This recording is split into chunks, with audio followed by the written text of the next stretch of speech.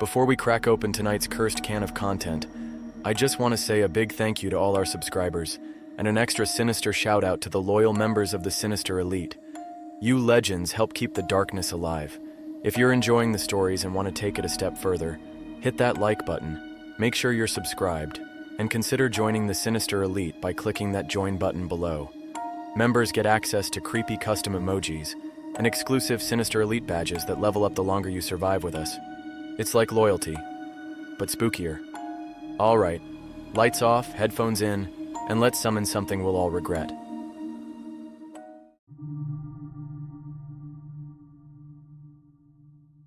You'd think working the night shift at McDonald's would be chill. Maybe a couple of drunk kids, a raccoon raid, and the usual broken ice cream machine excuses. But this one? Nah. This McDonald's sits off Highway 27, the kind of place that looks like it was built on bad decisions and human bones. The golden arches hum even when the power's off, and the clown statue by the door smiles like it knows something I don't. My first night started like any other job orientation. Underpaid, over-caffeinated, and immediately regretting my life choices. The manager, a guy named Earl who smelled like pickles and regret, handed me a laminated sheet titled Night Cook Rules. He said, "Follow these and you'll be fine. Don't, and you'll end up like the last guy." "The last guy?" I asked.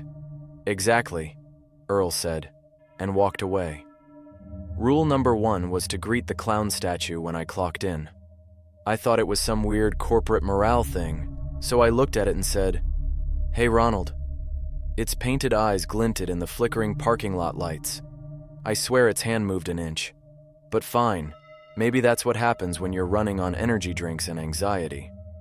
Rule number 2 said not to serve anyone after 3:03 a.m. We close the lobby at midnight, but the drive-thru stays open because apparently demons need McNuggets too. I figured it was a joke until 3:04 a.m. rolled around and a voice crackled through the headset. It wasn't human, it was static that spoke words. Number 3, extra soul, I mean sauce. I froze. The fryer hissed louder, bubbling like it understood the order. I yanked off the headset and hid in the freezer until 3:10. When I came back out, the receipt printer was spitting out a slip that just said, "Paid in full." No car ever pulled through. Around 4 a.m., I went to check the fries. The oil was bubbling, but no fries were in there. Then I realized it wasn't oil bubbling. It was something moving underneath. Something breathing. The smell wasn't grease anymore. It was burnt hair and ozone. "Unplug it!" Earl's voice came from behind me. I turned. Earl wasn't there. The voice came again, from inside the fryer. I grabbed the plug, yanked it out, and the fryer screamed. I'm talking full-on tortured banshee wail. I stumbled backward, knocked over the ketchup box, and watched as smoke filled the kitchen. When it cleared, there were words scorched into the tile. "Welcome back." That's when the clown started laughing. I turned toward the lobby window and saw Ronald's silhouette. It was darker than the night behind him, tall and wrong, like his proportions didn't obey human geometry. His grin stretched from cheek to cheek. Literally, it reached the glass. And then he waved. My heart did the thing cars do when they run out of gas on the interstate. Sputter and die. I backed into the freezer again, clutching a McFlurry spoon like it was a holy relic. The air outside went still. No hum from the arches. No sound from the grill. Even the soda machine went quiet. That's when my phone buzzed. It was a text from an unknown number. "You forgot to clock out." At 6 a.m., daylight broke like a damn miracle. Earl showed up sipping black coffee as if nothing happened. "Good first night?" he asked. I blinked at him, covered in fryer grease and trauma. The fryer talked to me. The clown moved. I almost died. He just nodded, unfazed. "You unplug it?" "Yeah." "Good," he said. "Means it likes you. Keep doing that." Then he handed me a mop that looked older than the store itself. Its handle was warped, and the bristles looked melted. "This is Moptimus Prime. Don't lose it. Cleans blood and ectoplasm." I laughed. He didn't. He clapped my shoulder. "You'll be fine, kid. Just remember, never open the drive-thru window after 3:03. I tried to quit that morning. I really did. But when I checked my car keys, they weren't mine. My keychain was a Happy Meal toy, a tiny plastic clown holding a burger. And when I looked outside, my car was still running. But I could see myself sitting in it, smiling, like I'd never left. The manager called from the kitchen. "Hey, new guy, we're short tonight. You're on again." So yeah, I'm still here, and it's almost 3 a.m. If you've never worked the McDonald's night shift, imagine purgatory, but with fry grease. Everything smells like burnt nuggets and sadness, and your only company is the ice cream machine, mocking you with its permanent out-of-order light. Except here, that light breathes.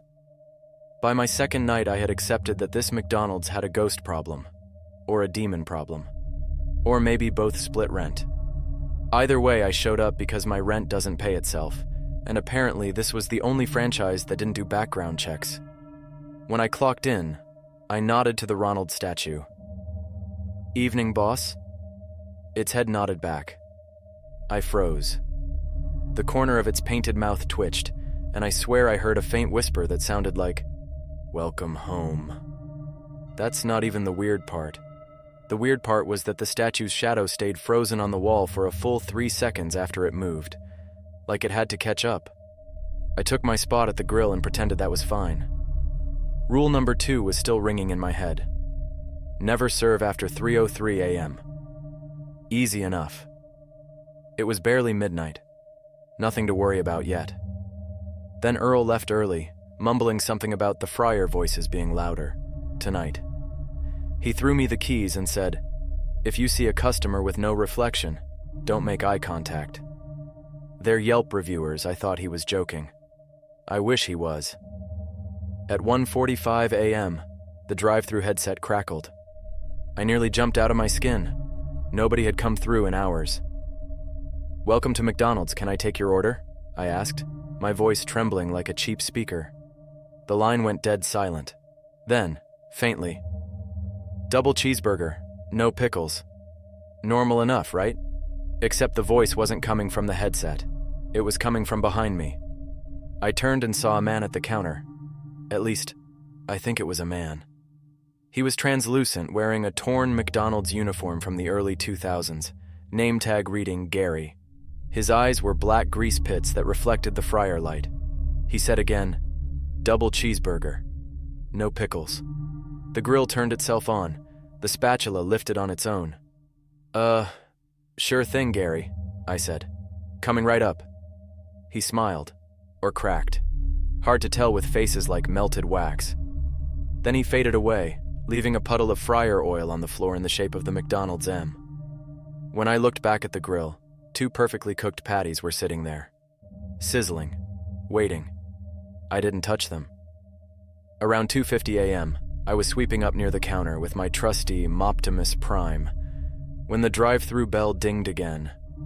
One car, headlights off. The screen flickered, showing a blurry shadow in the shape of a person. "Welcome to McDonald's," I said automatically. A long pause. Then the static voice from last night returned. "Number 3. Extra soul." The hair on my arms stood up. I looked at the clock. 3:02. I stammered, "Sorry, we're closing the drive-thru soon." The speaker hissed like someone whispering right in my ear. "Don't be rude." The clock flipped to 3:03. That's when the fryers turned on by themselves. Oil bubbled violently, glowing red like hellfire. The Happy Meal toys on the shelf started shaking, their plastic eyes flickering like strobe lights. I backed away, but the drive-thru window slid open on its own. A smell hit me, like rotting fries and pennies soaked in blood. Through the window, I saw it. Not a person. Not really. It looked like a customer-shaped shadow wearing a McDonald's cap. Its arms were too long. Its mouth stretched ear to ear, full of teeth shaped like French fries. It placed something on the windowsill. A crumpled receipt. The total read $6.66. Then it said in a low rumble that shook the fryer racks, "Keep the change." And it was gone. I stood there shaking, clutching the mop like a medieval weapon. The fryer hissed and then a small Happy Meal box floated out of it, steaming. It landed right next to my foot. Written on it in ketchup were 3 words, "Eat with us." I kicked that box straight into the freezer. The arches outside buzzed louder like they were laughing. That's when the phone behind the counter rang. A landline, ancient, yellowed, never used. I picked it up. "McDonald's?" A voice like boiling oil whispered, "You forgot Gary's pickles." Click. I didn't sleep after that. I just mopped until sunrise, and when the first light hit those greasy windows, everything looked normal again. Fryers off, toys still, no ghost burgers. Earl came in like nothing happened. "How was your second night?" he asked. I handed him the receipt that said $6.66. "We had a customer." He nodded. Regular. "Yeah," he said. "Comes every few nights. That's why we stopped serving after 3:03. Drive-through gets crowded." He pulled out a small metal key and tossed it to me. It was shaped like a McNugget but carved from silver. "Keep this on you. If you ever hear kids laughing in the fryer, don't look in. Just drop that key into the oil. It'll shut them up." Then he yawned and said, "By the way, ice cream machine's fixed tonight." Except when I turned to look, it was glowing red again. So yeah, if you ever roll through the McDonald's off Highway 27 at 3:03 a.m. and your fries come out perfect for once, they weren't made by me. They were made by Gary, and he doesn't do refunds. You ever notice how every McDonald's has that one corner of the dining room that's always a little too cold? Like, no matter how much you mess with the thermostat, the air just lingers there, thick, frozen, and wrong. Yeah, that's where our play place used to be. Corporate tore it down years ago after an incident. Nobody says what happened, but there's a photo taped to the backroom wall. A group of kids in party hats, smiling wide under a banner that reads, "Happy 6th birthday, Jeremy." The problem? There's no Jeremy in the photo. There's just a blurry gap in the middle where a kid should be. Anyway, that's where the night got weird. And yes, weirder than the ghost fry cook and the demonic drive-thru. Earl called in sick that night, said something about grease in his bloodstream, which left me alone to run the graveyard shift. Me, a haunted fryer and Moptimus Prime, my trusty mop that might be possessed by a janitor's ghost. I was halfway through wiping ketchup off a table when the headset crackled on again. It wasn't even 2 a.m. yet. "Welcome to McDonald's," I said cautiously. "Can I take your Happy Meal?" The voice was faint, childlike, but not alive. It sounded like it came through a balloon. I froze. Which kind?" "Doesn't matter." "Okay, what drink?" "Milk." The register beeped. An order ticket printed itself. It read, "1 Happy Meal. To eat in." I looked toward the empty lobby and the lights flickered. The air dropped 10 degrees. The door creaked open. Nobody entered, but the floor mats depressed like someone small just walked in. The soda machine hissed on its own. Sprite poured into a paper cup until it overflowed, foam spilling like ectoplasm. The fry timer dinged, even though nothing was cooking. Then the paper bag rolled across the counter, opened itself, and whispered, "Toy, please." The Happy Meal toy bin rattled violently. I wasn't about to reach in there, not after what I saw last time. Those things blinked. But something small climbed out on its own. It was one of those cheap McNugget buddies from the 90s, the ones with little hats and painted faces. Except this one wasn't smiling. Its eyes were carved deep and wide, black marker leaking down like tears. It hopped once, twice, and landed in the bag. The bag folded itself shut. And then, it giggled. I was done. I was out. Screw the paycheck, screw Ronald, screw this dimension. I backed up toward the door when the speaker buzzed again. "You forgot the milk." The Sprite cup, which had been sitting still, slowly slid across the counter, turned itself over, and spilled in the shape of a smiley face. I sprinted for the door, but it wouldn't open. Not jammed, not locked. It was breathing. The glass pulsed in and out, like lungs. Behind me, the fryers hissed back to life, and the lights dimmed red. The arches outside flickered to match a pulse. Ba-dum, ba-dum. Then I heard small footsteps. Wet, squishy. I turned slowly. The Happy Meal box was standing upright on the counter, grease-stained, smiling wide, and moving. It hopped toward me, leaving tiny prints of ketchup behind it. Every hop made that same high-pitched giggle, like a kid trapped inside a clown. "Eat with us," it chirped. "We saved you a seat." A small cardboard hand unfolded from the box, fingers made of straw wrappers twisted into shape. It reached for my pant leg. I did what any fast food hero would do. I punted that thing across the restaurant like it was the last fry in a large combo. It hit the wall near the play area, split open, and spilled out a mixture of fries and teeth. Tiny, human teeth. The box let out a faint sigh and stopped moving. Silence.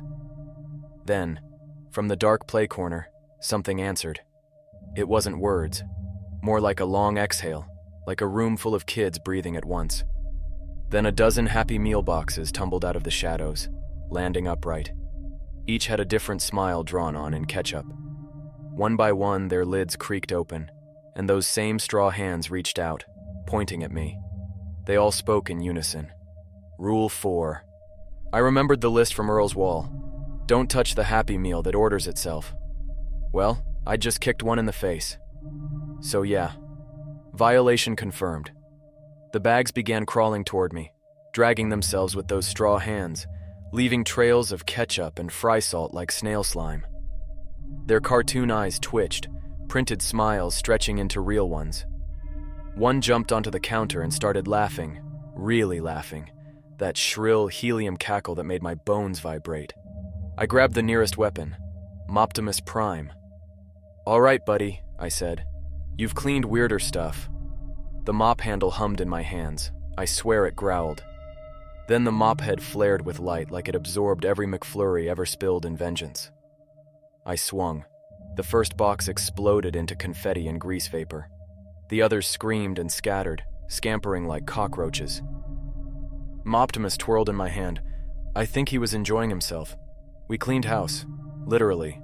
When it was over, all that remained were empty fry boxes and one lone toy, the crying McNugget buddy, face now smiling again. I threw it in the trash. The bag giggled once before I tied it shut.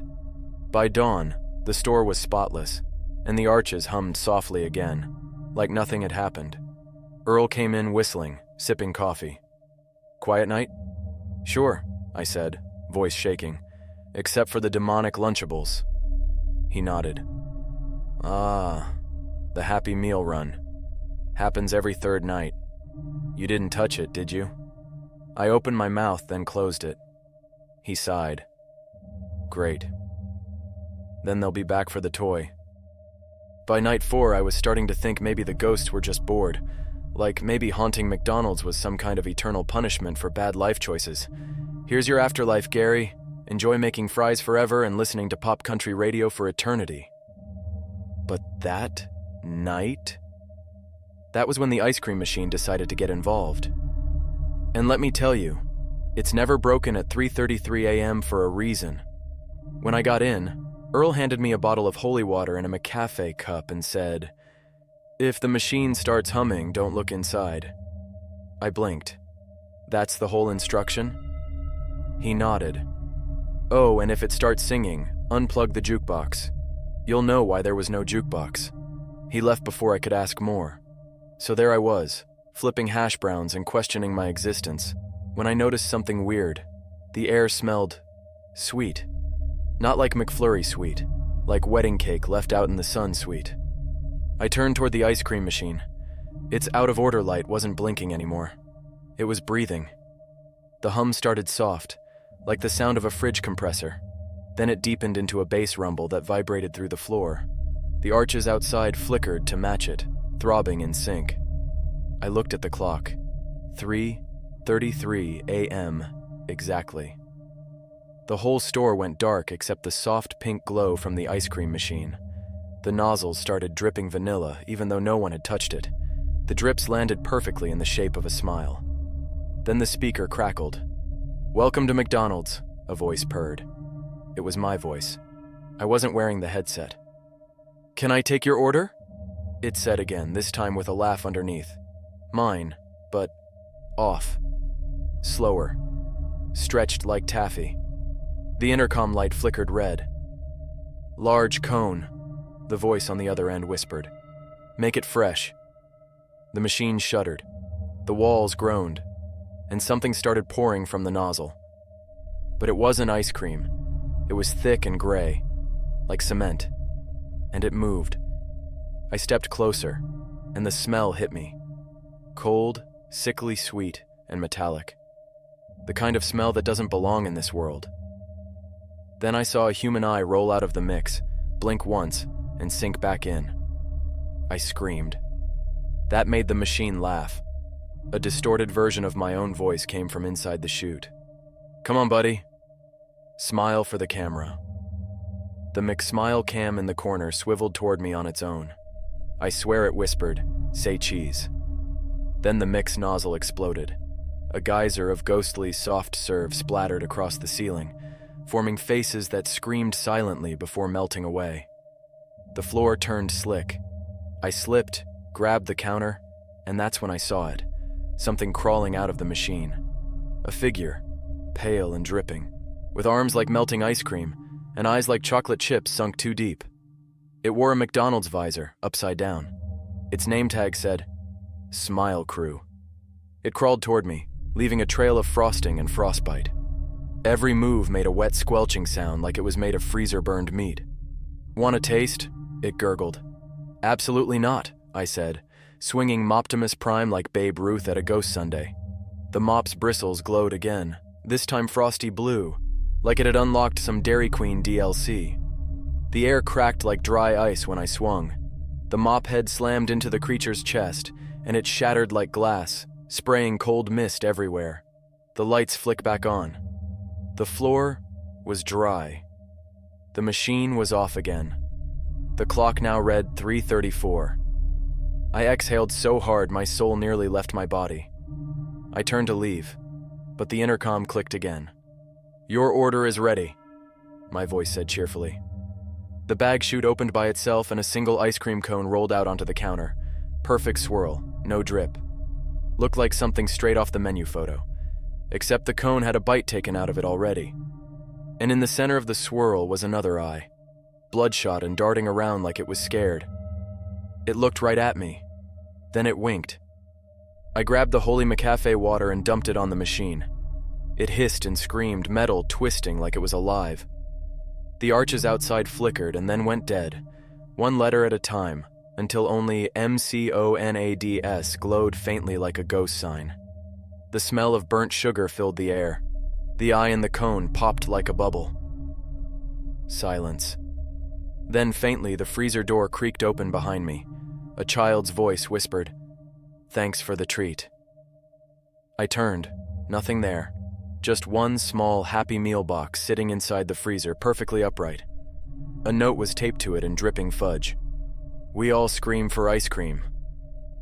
When Earl came in the next morning, he looked at the fried wiring and sighed. 3:33 hit again, huh? I stared at him. "You knew this was gonna happen?" He shrugged. "Hey, the ghosts like variety. You survived. That's good. Means they're easing up to you." "Easing up?" He grinned. "Relax, kid. Just make sure you greet the clown statue twice tonight. Keeps the dairy demon at bay." I didn't laugh. Because as I left, I noticed the clown statue had ice cream dripping down its chin, and it was smiling wider than before. By night 5, I'd stopped questioning why the arches buzzed, why the friar whispered, or why Moptimus Prime hummed like it was powered by the souls of janitors past. I just showed up, clocked in, and said my line. "Evening, Ronald." But this time, Ronald answered. His painted head tilted toward me. The fiberglass creaked like old bones. And from that giant plastic grin came a soft voice, muffled and echoing like someone buried under concrete. "Evening, Cook." I dropped my time card. Oh, hell no. The air inside the restaurant was wrong. Too thick, too quiet, like the night before a storm. The fluorescent lights flickered, casting the room in pale yellow flashes that made everything look like it was underwater. I walked past the counter, trying to act casual. Ronald's statue had always sat near the play area, one arm stretched across the bench like some greasy prom king. Now his head followed me. Not the eyes, the whole head. It rotated with a rubbery twist until that red-painted smile was pointed right at me. I looked at Moptimus. "Buddy, you seeing this?" The mop rattled once, like it was shaking its head. Good enough for me. I tried to stick to my routine. Mop, grill, avoid the fryer demons, don't touch the Happy Meals. But the rules sheet was gone. In its place, taped above the register, was something new. Ronald's rules. Always smile when he does. Don't break eye contact. If he stands, run. I was halfway through reading when the PA system crackled to life with an old jingle I hadn't heard since the early 2000s. You deserve a break, today. Then the statue stood up. His joints snapped and popped like frozen meat breaking apart. The fiberglass cracked along his face, revealing something pulsing underneath, red, wet, and moving. He stepped off the bench, his giant clown shoes echoing across the tile floor. Each step left a print, not paint, not mud, but blood mixed with ketchup. "Been a long shift, huh?" he asked, voice too calm, too human. "You've done well." The others didn't last. "The others?" I whispered. He nodded toward the fryer. It bubbled. For a split second I saw faces inside, floating, screaming, melting into the grease. "Oh," I said, my voice cracking. "Cool, cool, cool, cool." Ronald smiled wider. "You followed most of the rules." That's rare. I clutched the mop handle tight. "What happens if I don't?" He tilted his head. "Then you join the menu." The lights went out completely. Red emergency bulbs flickered on, bathing the room in a demonic glow. The fryers roared to life, spitting oil like volcanoes. The soda machine hissed and spewed dark liquid that smelled like pennies and old sugar. Ronald spread his arms. "The arches are hungry, my child. It's feeding time."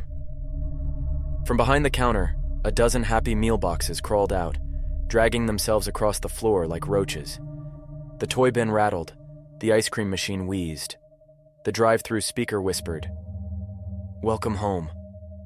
I stepped back, gripping Moptimus like Excalibur. "All right, pal," I said. "Let's mop this clown." The mop glowed again, golden this time, brighter than ever. It hummed like a choir of janitors chanting the McPrayer. Ronald lunged. Fiberglass fingers slammed into the counter, cracking it in half. I ducked, swung upward, and smacked him across the chest. His laughter turned into static. Grease sprayed across the walls, sizzling on contact. He stumbled back, eyes glowing white-hot under the red lights. "You think you can clean me?" he hissed. "Buddy," I said, spinning Moptimus like a staff. "I've cleaned worse things off the bathroom floor at 2 a.m. He charged again. His grin stretched ear to ear, literally tearing the sides of his face open. Something black poured out, steaming like tar. He swung a massive hand. I ducked, swung again, hit him dead in the knee. He howled, stumbled, fell onto the counter. His head hit the register and the drive-through speaker screamed. Then the fryer timer went off. Ding! Everything froze. Ronald looked at me. I looked at him. The fryer hissed louder and louder until it burst open, releasing a column of golden light that flooded the room. From inside it, dozens of greasy souls rose upward. Fry cooks, cashiers, maybe even Gary. They floated past Ronald, whispering as they went, "Rule 3, unplug the fryer." I ran. I grabbed the plug. It burned like a branding iron, but I yanked it anyway. The second it disconnected, the lights went nuclear bright. The whole restaurant shook like an earthquake. Ronald screamed, melting into the floor like hot wax. His voice distorted through every speaker at once. "Welcome to McDonald's. Come again." then, silence. When I opened my eyes, it was morning. The restaurant was spotless. No broken tiles, no fryer mess, no statue. Just the smell of fresh coffee and hash browns. Earl stood behind the counter, sipping his drink. "You made it," he said. "Not bad." "Where's Ronald?" I asked.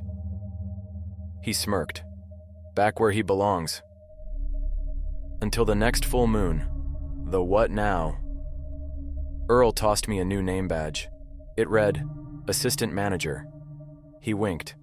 "Welcome to the family." As I walked out into the rising sun, I looked back one last time. The golden arches flickered faintly, and in the reflection of the window I could have sworn I saw Ronald sitting in the booth again, smiling, waiting. And on the glass, written in grease, were the words, "Thank you for staying up late."